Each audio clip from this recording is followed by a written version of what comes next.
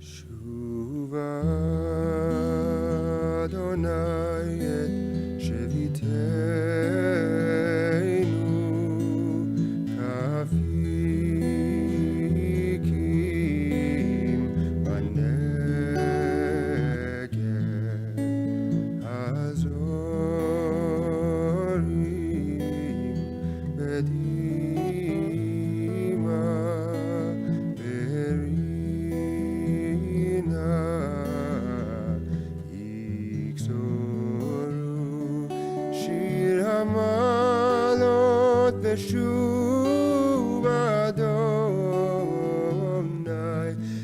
את שיבת ציון היינו כחומים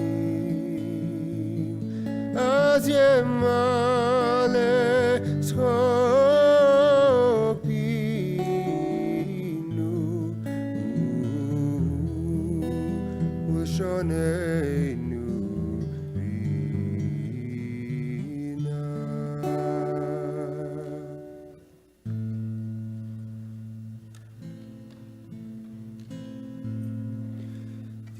these mist-covered mountains are a home for me now. But my home is in the lowlands, and always will be. Someday you return to your valleys and your farms, and you'll no longer burn to be brothers in arms. Through these fields of destruction, baptisms of fire, I've witnessed your suffering as the battle raged high. And though they did hurt me so bad in the fear and alarm, you did not desert me, my brothers in arms. Now the sun's gone to hell and the moon's riding high. Let me bid you farewell. Every man has to die, but it's written in the starlight and every line in your palm. We're fools to make war on our brothers in arms.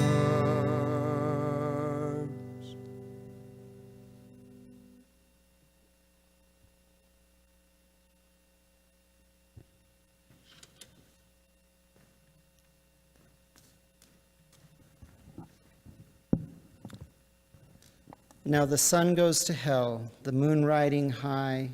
Let me bid you farewell. Every man has to die.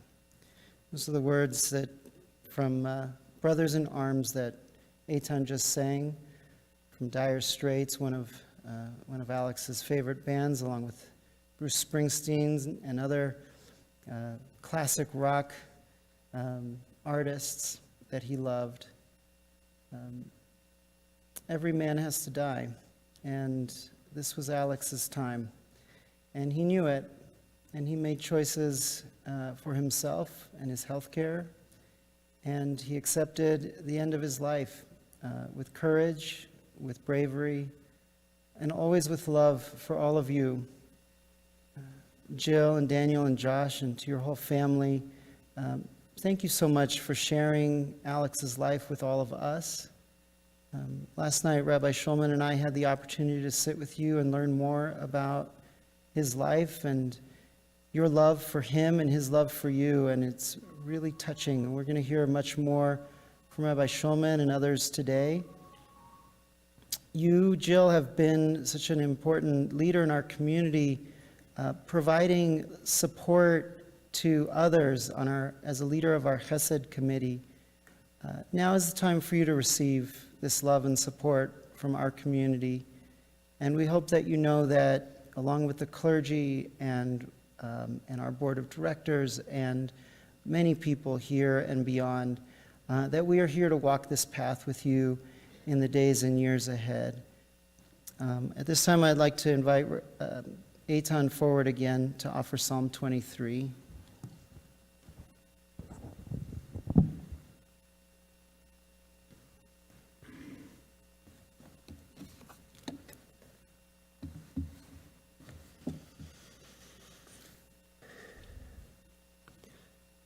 Mizmor leDavid, Adonai roi lo echsar, binot asher yarbitzeni, al mei menuchot yenahaleni. Nafshi yeshovev, nafshi yeshovev, yarcheni v'maglei tzedek, למען שמו. גם כי אלך בגיא צלמוות, לא אירא רע, כי אתה עמדי. שבטך ומשענתך, שבטך ומשענתך, המה ינחמוני. תערוך לפני שולחן, תערוך לפני שולחן, תערוך לפני שולחן, נגד צוררי. דשנת ושמן ראשי, דשנת ושמן ראשי, דשנת ושמן ראשי, כוסי רוויה.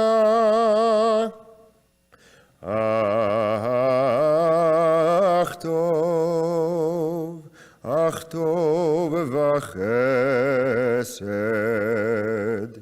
ירדפוני כל ימי חיי,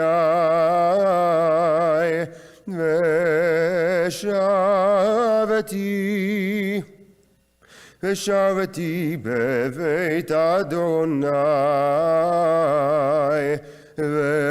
ושבתי בבית אדוני לאורך ימים.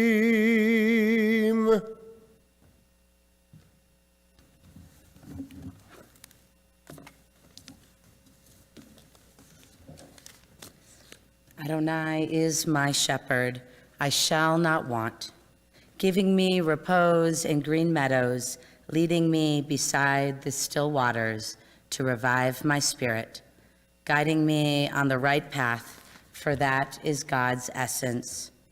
Though I walk through a valley of the shadow of death, I fear no harm, for you are with me. Your staff and your rod comfort me. You prepare a banquet for me in the presence of my foes. You anoint my head with oil, my cup overflows. Surely goodness and kindness shall be my portion in the days of my life, and I shall dwell in the house of Adonai forever.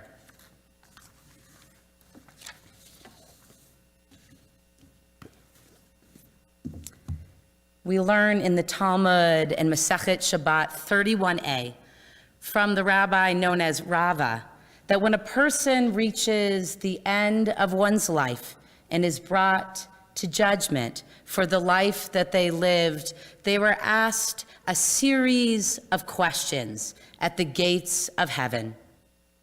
The questions are, did you conduct your business honestly?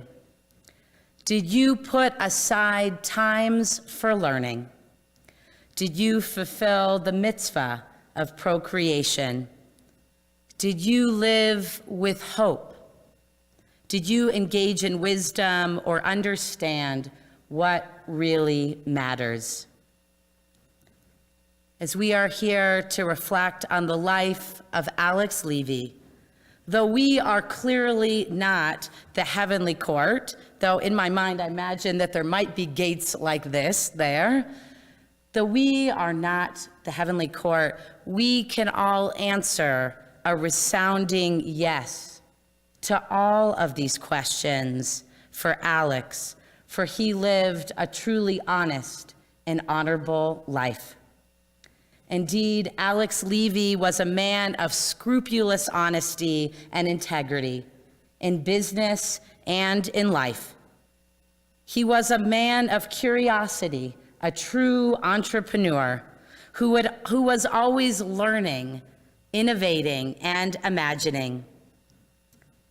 He was a wonderful father to you, Daniel and Josh, and a caring husband who not only fulfilled the mitzvah of Pru Urvru, but who always made time for his family.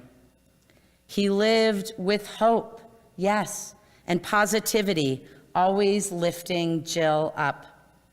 And he was a man rooted in wisdom and values who prioritized family, tradition, and kindness. Alex Levy was born September 8th, 1952, to Lillian and Adrian Levy in Johannesburg, South Africa.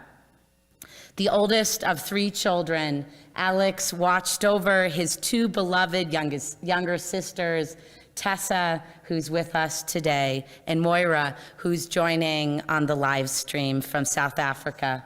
He watched over his sisters his whole life. Alex was a scientist and an entrepreneur from a young age when he invented a device to pick up golf balls, and he would approach any problem with creativity and interest. He also had a mischievous side to him that would come through in his youth through adventures like sitting up in the trees and tossing eggs down below, or later in life through playful jokes that he would share with his family and friends who adored his witty sense of humor. Throughout his career, Alex always had a knack for thinking ahead of the curve in regards to technology and software innovation. He applied his studies in computer science to launch and run several successful businesses, including Hillside Software, that offered a robust digitized platform for doctors, dentists, and specialists to utilize for patient care some 30 years ago. Talk about being ahead of his time. Later, he developed Virtual Office, a renowned platform for realtors, for which he received national recognition and award. But perhaps more than any other award or investment, Alex relished the opportunity to work with his family in the business, including Daniel, who followed his father's footsteps into computer science. Employees, not just those in his immediate family, were always loyal to Alex as he went above and beyond for them in kindness, benefits, time off, and other ways. Alex met the love of his life, Jill Levy, first in a university math class in 1971, and then again forever in 1983. Their first date was at a bookstore, fitting, for both were well-read and inquisitive individuals. Shortly thereafter, Alex and Jill each identified to family and friends that the other was the person that they were absolutely going to marry. And indeed they did. They united just a few months later under the chuppah at the end of 1983.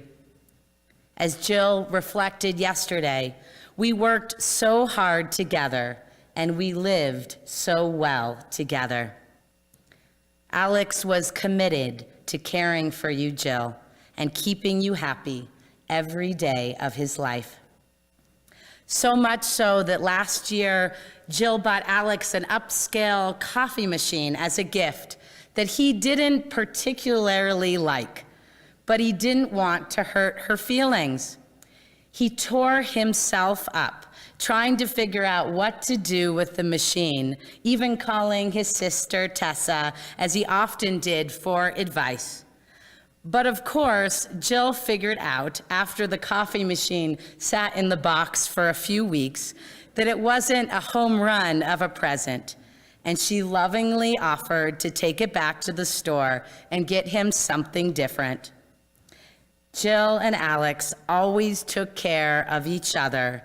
Even in those final difficult days, Jill was by his side.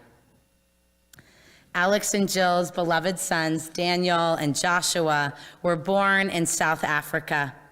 When the boys were just 4 years old and 2 years old, Alex and Jill made a difficult decision to move to America in order to live in alignment with their values. They did not want to raise their children in an apartheid society. The family moved to San Diego for several years before settling in Denver.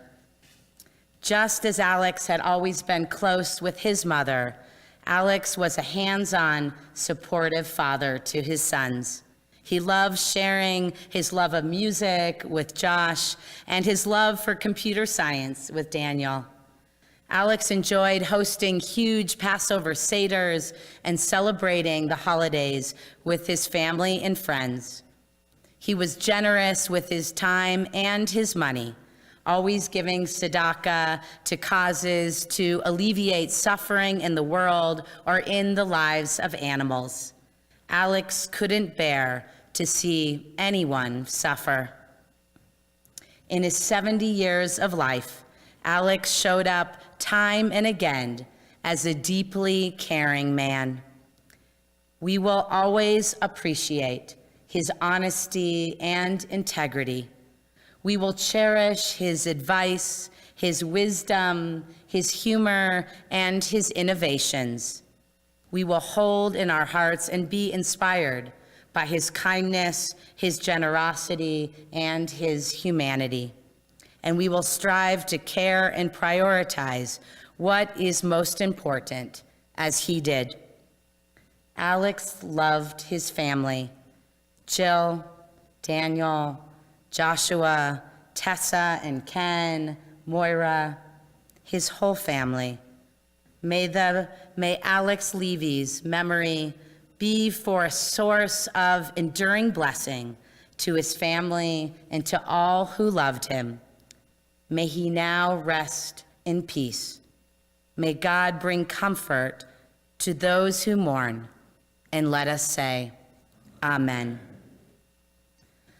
I now would like to invite up Daniel, Alex's son, to share his own words about his father.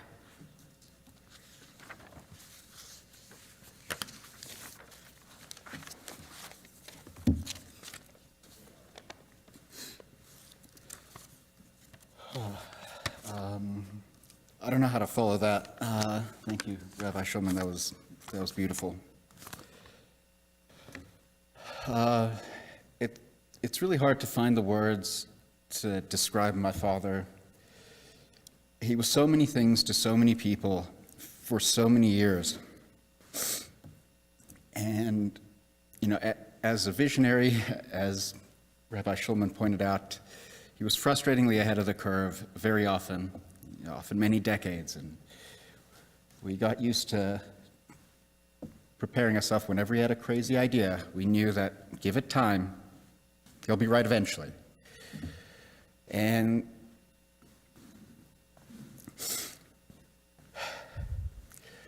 you know, I think the clearest case of that, I just want to reiterate, was his vision to digitize medicine. He had this idea in the 80s. That is what my dad was about. He saw the future in a way that I think is hard to appreciate, hard to imagine. You know, until my doctor's office only went digital this past year thanks to COVID. Like, they really had to get forced into it. So, you know, and as a founder of many companies and products, he gave so many people a start. Like, I was so proud that he took a chance on so many people who I'm still in touch with and who've gone on to do great things and, you know, co-found other companies even. And you know, in fact, I got my start breaking the computers, fixing the computers at work. And I was only 12 years old when, you know, I was probably just being babysat at the office when I made my way into the computer room to fix a bug that had been plaguing them for a month. And at that moment, I think My dad knew I was serious and really had a knack for it and really wanted to stick with it. And instead of banishing me from, the office and getting this kid out of here, he supported me. And even if big clients came into the office, he supported me. He always did.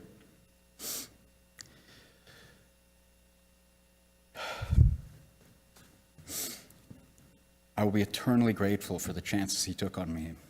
They shaped me into who I am today. And I have so many other anecdotes, but I'll leave some stuff for you, Josh. One of the most important things that my dad instilled in me was a sense of character and integrity. One of the most memorable moments I have from when I was just a kid in grade school. I got home from school and my mom asked, "What'd you learn today?" I told them excitedly, I told them about this golden rule. Treat everyone the way you want to be treated. And, after most days, I had nothing to tell him. I couldn't remember anything from school. I just tell him, I learned school things. But this day, I knew the golden rule. I remembered. And he turned to me, and I'll never forget the smile. And in just a few words, he said, "Well, that's easy if you want to treat everyone how you want to be treated. Have you considered how other people want to be treated?" And just like that, like he just wrecked my brain. I was like, damn it, I just learned this thing at school. You're telling me I got to consider everyone else? But such was his nature. He could see the future, see the truth in things. And the level of empathy he brought to everything was something I will always aspire to model, and in every interaction I have, I will hope to meet his high standards.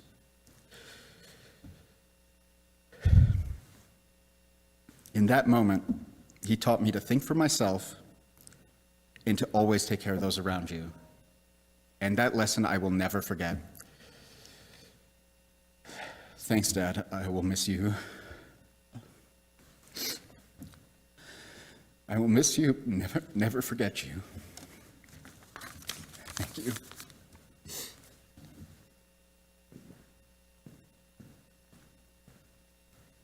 Thank you for your beautiful words, Daniel. I'll now, after an important family hug, I'll invite up Joshua to share some reflections about what he learned from his father.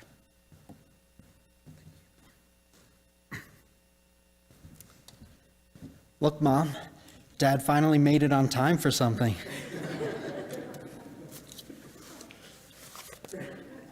One of my earliest memories was me before I could even read.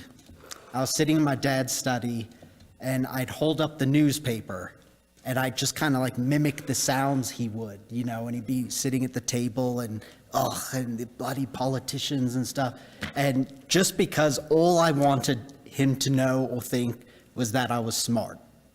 That's all that mattered to me. And 35 years later, I still couldn't convince him. I swear I tried everything. But it's funny how some of my fondest memories are from him and his work. And looking back, you think about all the things that you wish you appreciated more when if you had a different perspective. For a while I would be upset that he would miss certain things, like certain tennis matches or martial arts tournaments or something. But he was always working his tail off to put food on the table. And it wasn't that he didn't want to be there or work was more important. He was doing what was necessary. He was doing what was most important, taking care of his family. And that's one of the most important lessons I learned from him, is that a man doesn't do what is expedient, but rather what is necessary. Even if you are not appreciated for it in the moment, Even if your kids will not thank you for it now or for many years, you still do it. You do what's necessary. And out of all the examples, everything he taught me, the small things like, yes, you eat pizza with a knife and fork because you weren't raised in a trailer park.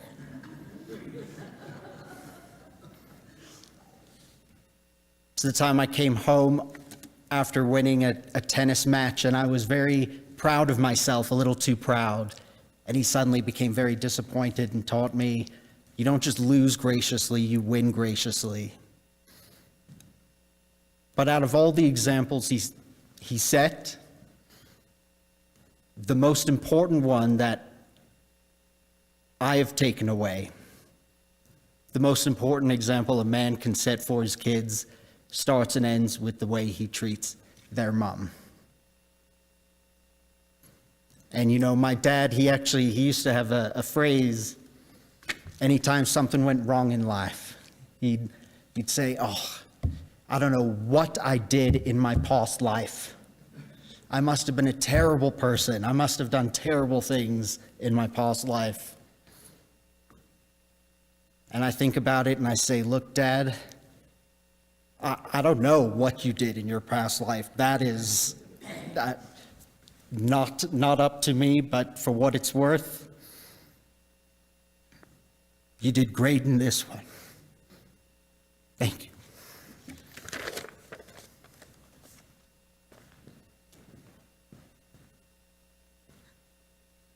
Thank you, Josh, for your moving words. I'd now like to invite up Tessa, Alex's sister, who came to us from New York City to be here today to share a few words.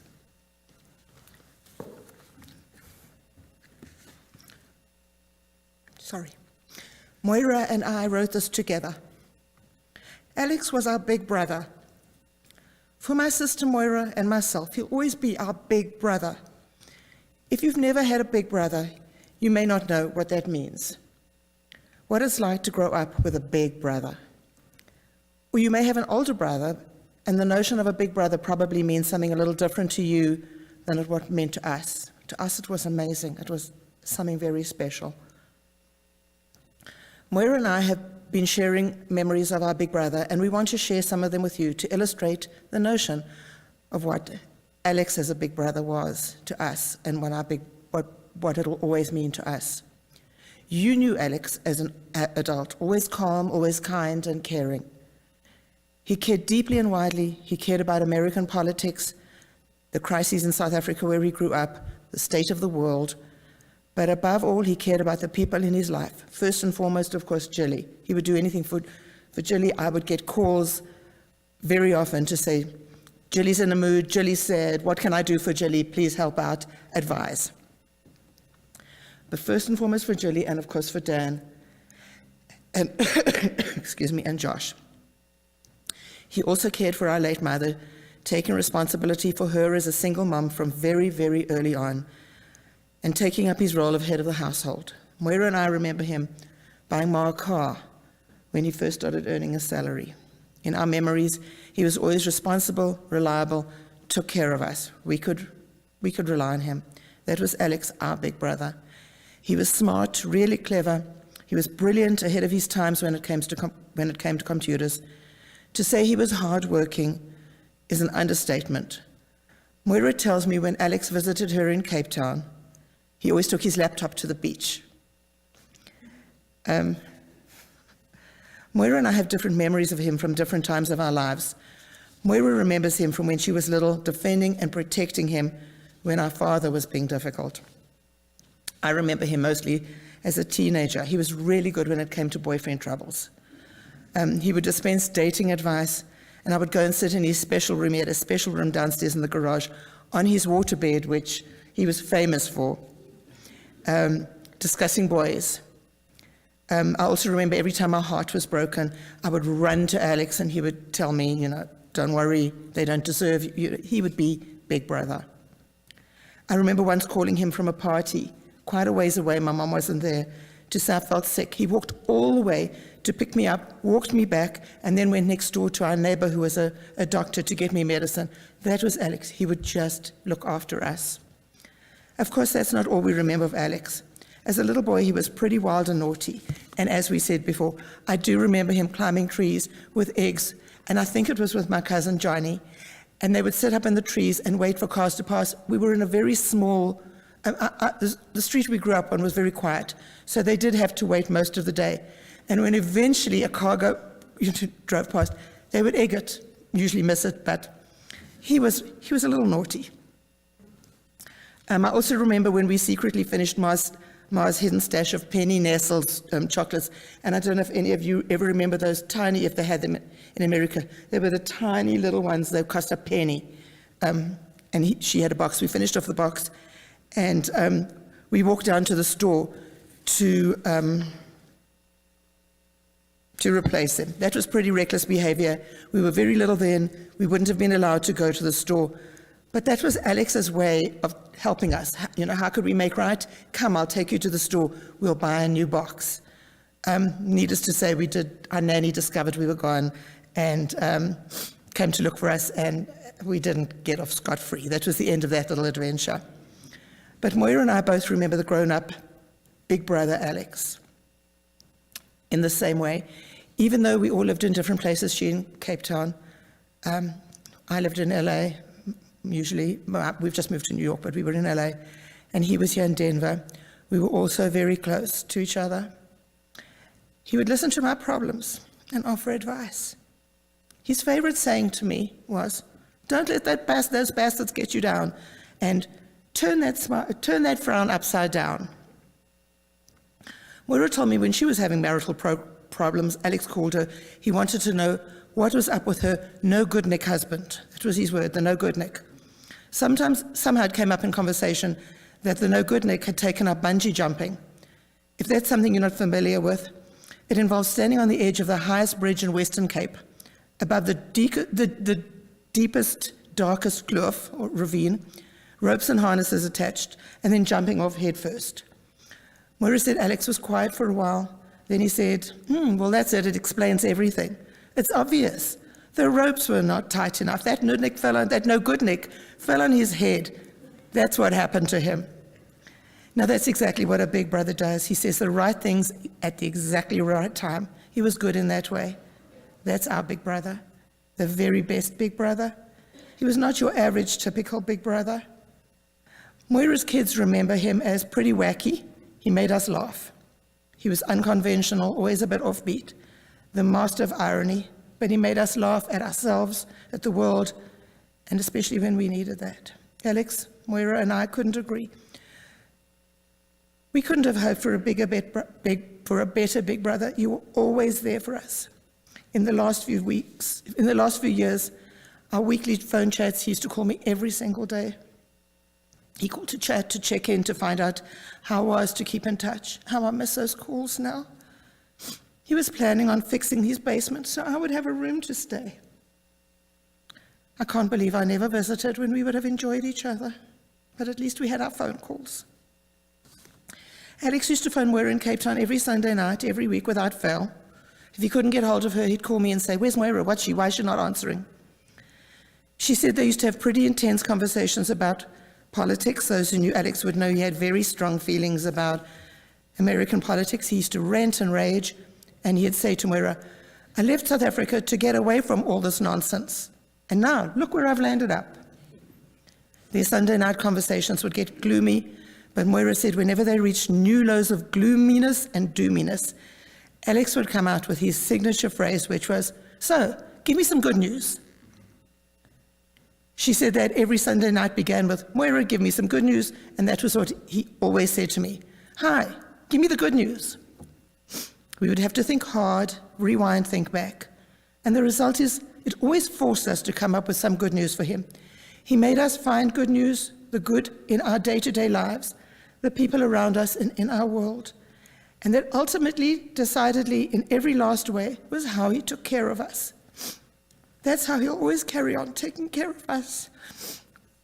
We'll miss that so much. Julie, Dan, and Josh, Moira and me, my kids, our kids, our grandchildren, all of us gathered here in person or on Zoom. Alex left us with some very sound advice, something we'll never forget, and we must never forget. Profound words of wisdom to fall back on and to guide us. His most memorable quote, "Come on, give me some good news. We love you, Al. We'll miss you always." Thank you.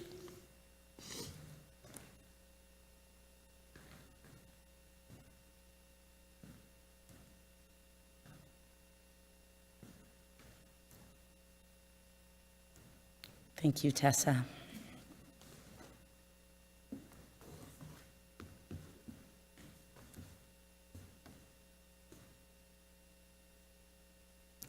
Alex loved you all, including Mallory, who he welcomed so much into Josh's life, and Ken and Emma and everyone around him.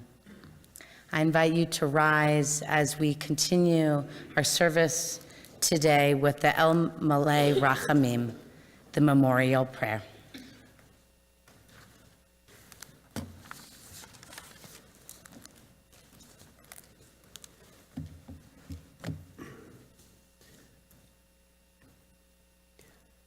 El Malay Rachamim Shochen Bameromim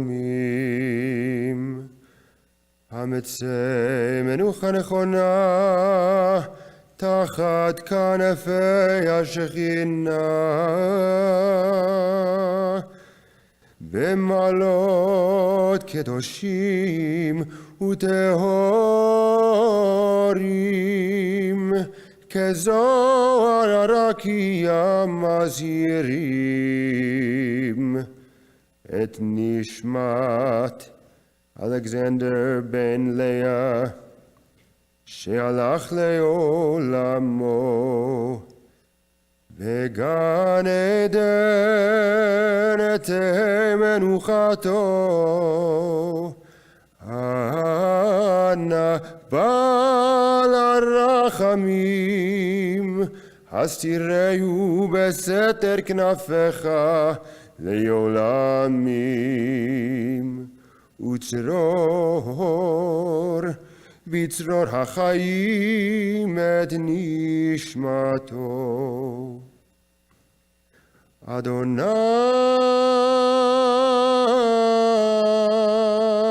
הוא נחלתו, וינוח בשלום על משכבו, ונאמר אמן.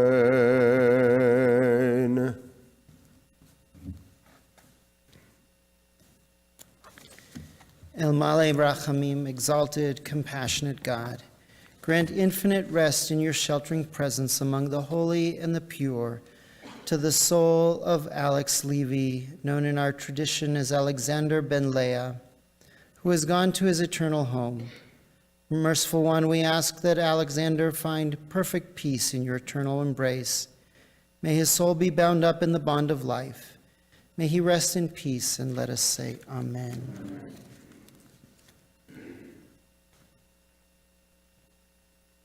You may be seated.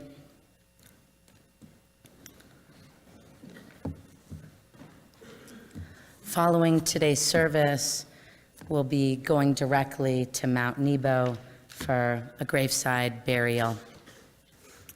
We'll be having 3 nights of Shiva at the home of Jill and Alex Levy.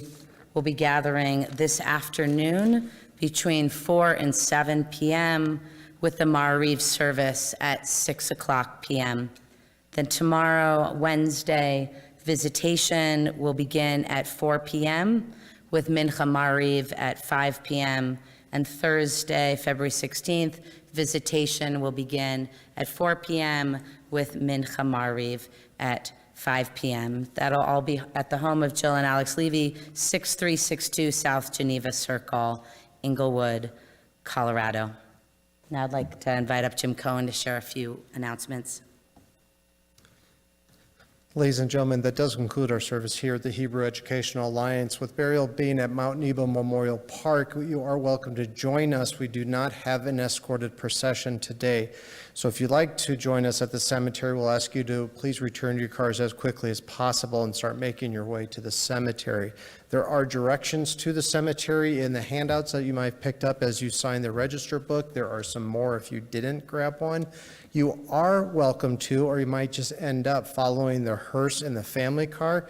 However, if you do, I must remind you, since we're not in procession, we'll ask you to follow all traffic laws. We'll ask you also to remain in your places as we escort the family and the casket out to their car. And if you happen to bump into them in the restroom or if they grab a water, please allow them to do what they need to do so they can get onto the cemetery as quickly as possible. We'll ask you to rise at this time, and I'll invite all the pallbearers forward.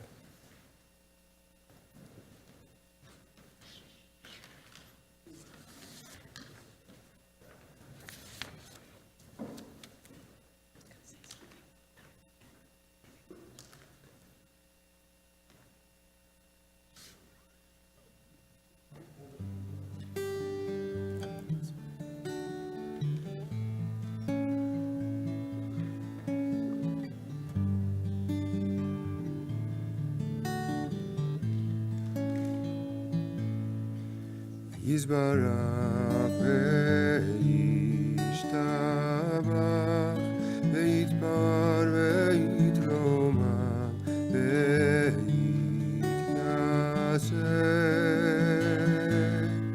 ויתהדר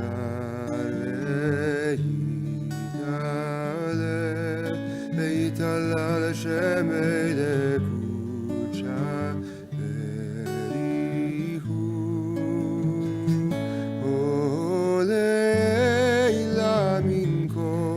ברכתה ושירתה תושבחתה ונחמתה הודיה מירן בעלמה ואמרו